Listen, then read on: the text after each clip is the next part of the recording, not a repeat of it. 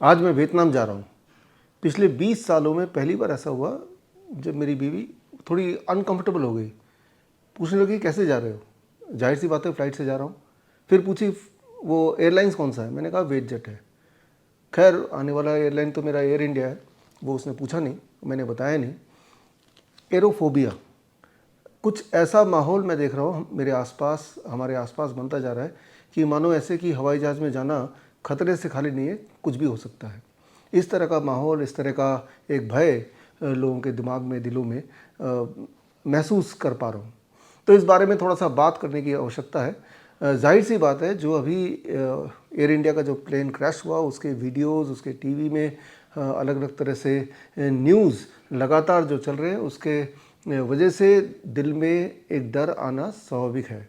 Unusual घटना थी और ऐसी घटना नहीं होनी चाहिए, लेकिन अगर ये घटना बार बार दिखाया जाएगा तो दिल में एक डर हवाई जहाज़ के लिए बैठ ही जाएगा। घटना के बारे में चर्चा करना आवश्यक ज़रूर है, लेकिन इस लिहाज से कि आगे दोबारा ये सब ना हो, आगे सब ये हम प्रिवेंट कर पाएँ, उस एंगल से ज़रूर, जबकि वो एंगल बिल्कुल मिसिंग है।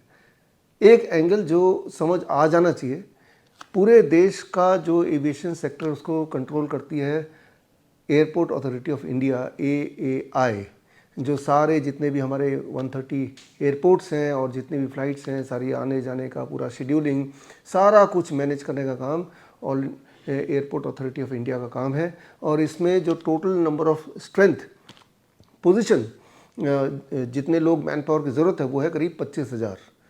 लेकिन इम्पॉर्टेंट बात यह है कि क्या 25,000 लोग हैं? अभी 25,000 की जगह सिर्फ 15,000 लोग ही मैनेज कर रहे हैं, यानी कि अबाउट 10,000 वैकेंसीज यूं ही पड़ी हुई हैं। यानी कि हर 100, जहां पे 100 लोगों की ज़रूरत है वहां 60 लोग ही काम कर रहे हैं। जाहिर सी बात है कि 100 लोगों की ज़रूरत पर अगर वहां 60 लोग काम करेंगे तो उनके काम करने में गलतियां हो ही सकती है। तो अगर इस तरह की गलतियों को दोबारा ना हो, इस बात का ध्यान रखना हो या इस तरह की दुर्घटना ना हो, तो सबसे पहले तो जो खाली वैकेंसीज़ हैं, जो कि 40% are the vacancies, total vacant positions हैं, उन्हें भरना चाहिए। इस पर कोई भी मीडिया बात नहीं कर रहा। मीडिया सिर्फ ये दिखा रहा है कि कितना भयानक, कितना डरावना वो सीन था, उस पर मीडिया बात कर रहा है। तो ऐसे वीडियोस देखने से हमें बचना चाहिए।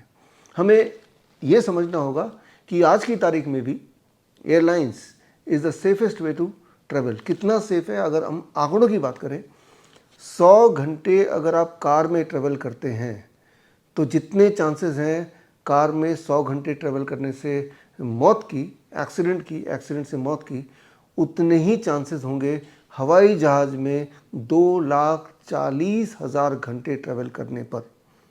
यानी कि 2,40,000 घंटे अगर हवाई जहाज़ में यात्रा करेंगे तब आपके मरने के चांसेस हवाई जहाज़ के एक्सीडेंट से जितने होंगे उतना ही मरने के चांसेस हैं अगर आप कार में 100 घंटे ट्रेवल करेंगे तो। So that is a comparison. इस से आप ये समझ सकते हैं कि हवाई जहाज़ में ट्रैवल करना सेफेस्ट है in comparison to anything else. लेकिन माहौल मीडिया ने कुछ ऐसा बना दिया कि लग रहा है कि भाई हवाई जहाज़ में गए तो आप मरे, और जो मेन मुद्दा है क्यों ऐसा हुआ उस पर कोई फोकस नहीं, उस पर कोई चर्चा नहीं है। एक और इम्पॉर्टेंट बात, आपने गौर किया कि एक पैसेंजर की जान बच गई। फिर ये बात सामने आई कि वो एग्जिट सीट के साथ साथ बैठा था तो इसीलिए वहाँ से जंप लगाया, वो बच गया। अगर ऐसी बात है तो एग्जिट सीट A11 के साथ B11 भी है, C11 भी है, उनका एक्सेस भी एग्जिट सीट से उतना ही है जितना कि पहले पैसेंजर का है। वो क्यों नहीं बच गए, वो क्यों नहीं कूदे?